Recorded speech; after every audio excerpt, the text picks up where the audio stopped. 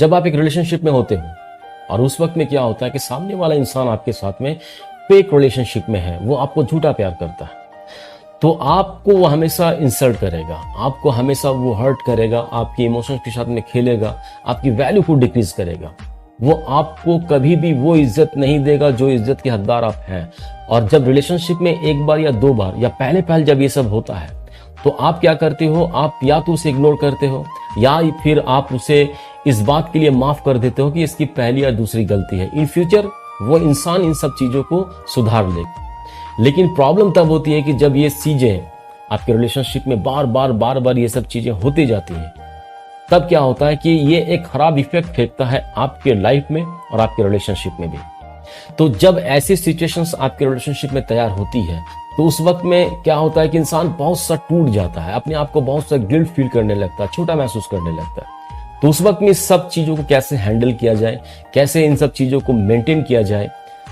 तो hello friends, मैं हूं अशरफ और आप देख रही हैं लाइफ विद अशरफ में। अगर चैनल पे नए हो तो प्लीज चैनल को कर दो सब्सक्राइब। अगर ऑलरेडी आप लोगों ने चैनल को सब्सक्राइब कर रखा है तो आप लोगों का बहुत बहुत शुक्रिया।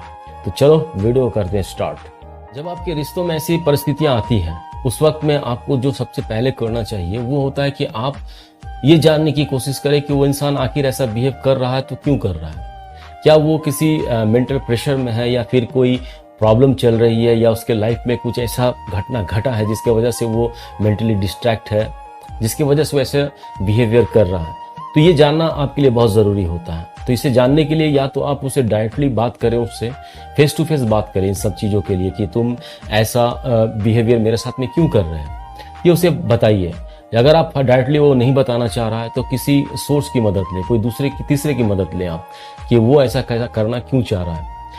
या तो हो सकता है कि वो रिलेशनशिप को लेकर बहुत ज़्यादा फेड अप हो चुका है, या रिलेशनशिप को समझ नहीं पा रहा है, या कुछ दिनों के लिए स्पेस चाहिए उसके लाइफ में। ऐसा होता है कि जब आप कंटिन्यूसली एक रिलेशनशिप में होते हो, उसके बाद क्या होता है कि इंसान इन सब चीज़ों से बोर होने लगता है, तो अपने माइंड को फ्री करने के लिए थोड़ा सा स्पेस वो चाहता है। तो अगर ऐसी सिचुएशंस हैं, अगर आपको कुछ समझ में नहीं रहा तो उसे आप स्पेस दो अपने तरफ से। और इस बीच जब आप उसे स्पेस दे रहे हो, उसे अपने हाल पे जब छोड़ रहे हो, तो उस बीच आप उसे मैसेज करके या फोन करके उसे इरिटेट करना छोड़ दो।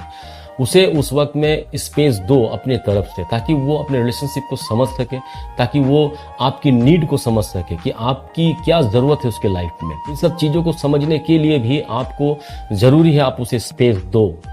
दूसरी जो बात है वो ये है कि ड्यूरिंग दिस पीरियड जब आपने उसे स्पेस दिया अपने रिलेशनशिप के बारे में सोचने के लिए, तो उस वक्त अपने आप का भी ख्याल रखो कि आपने तो कुछ ऐसा बात या फिर ऐसे कोई बिहेवियर उसके साथ में तो नहीं की जिसके वजह से वो हर्ट हुआ हो और आपके साथ में ऐसा बिहेव कर रहा हो, आपको हर्ट कर रहा हो। अगर ऐसी कुछ बात आपको लगती है तो आप उससे डायरेक्टली बात करो उससे।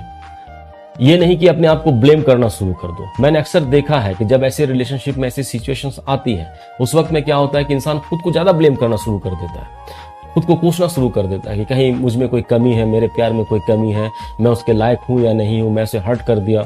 ये सब चीज़ें सोचना शुरू कर देता है। इससे क्या होता है कि वो और ज़्यादा तकलीफ में होने लगता है। एक तो वो इंसान आपके साथ में ऐसा बिहेव कर रहा है जिससे आप हर्ट होते हो, उसके बाद आप खुद को ज़्यादा ब्लेम कर अपने आप को और भी ज़्यादा हर्ट करते हो।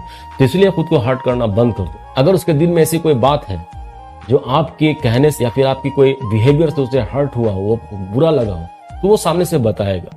तो इसीलिए अपने आप को ब्लेम करना बंद कर दो। तो ये चीज़ है।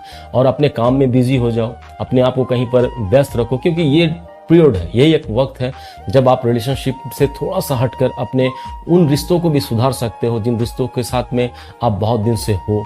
तो ये जो वक्त है, इस वक्त में शांत रहना, अपने आप को शांत रखना और हर चीज के लिए धैर्य रखना। तो इस धैर्य के साथ में काम लेना होगा, वक्त सब कुछ ठीक करेगा। तो इसलिए अपने आप को ब्लेम करना अब बंद कर दो। अब सवाल ये भी उठते हैं कि अगर मैं उसे स्पेस दूं, अगर मैं उस इंसान को थोड़ा वक्त दूं, तो कहीं इस वक्त में वो मुझसे दूर तो नहीं चला जाएगा, वो मेरी लाइफ में वापस आएगा, कहीं वो मुझे छोड़कर कहीं दूसरे के पास तो नहीं चला जाएगा। तो अगर ऐसे सवाल आपके दिमाग में आ रहे हैं तो आपके लिए प्यार क्या है? उसे मैसेज करना, उससे फोन करना, उससे कांटेक्ट में रहना, यही रिलेशनशिप है?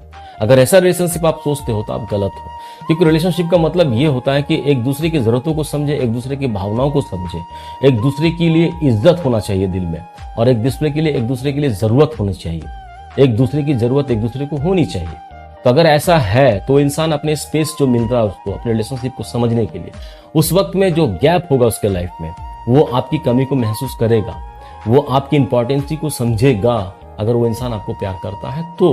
और अगर ये सब नहीं करता है वो, अगर उसकी लाइफ में आपकी कोई इंपॉर्टेंस ही नहीं है, कोई वैल्यू नहीं है, कोई रिस्पेक्ट नहीं है, तो इंसान इन सब चीजों को नहीं सोचेगा और वो स्पेस देने के बाद में वो किसी दूसरे के पास जा भी सकता है या आपसे दूरी बनाकर रह भी सकता है।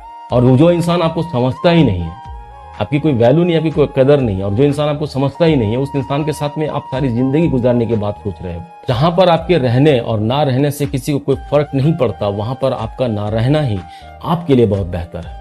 तो अगर आपके रिलेशनशिप में ऐसी सिचुएशंस हैं जो इंसान आपको बार बार हर्ट कर रहा है, आपको, तो वैसे रिलेशनशिप में आपका ना रहना ही आपके लिए बेहतर है।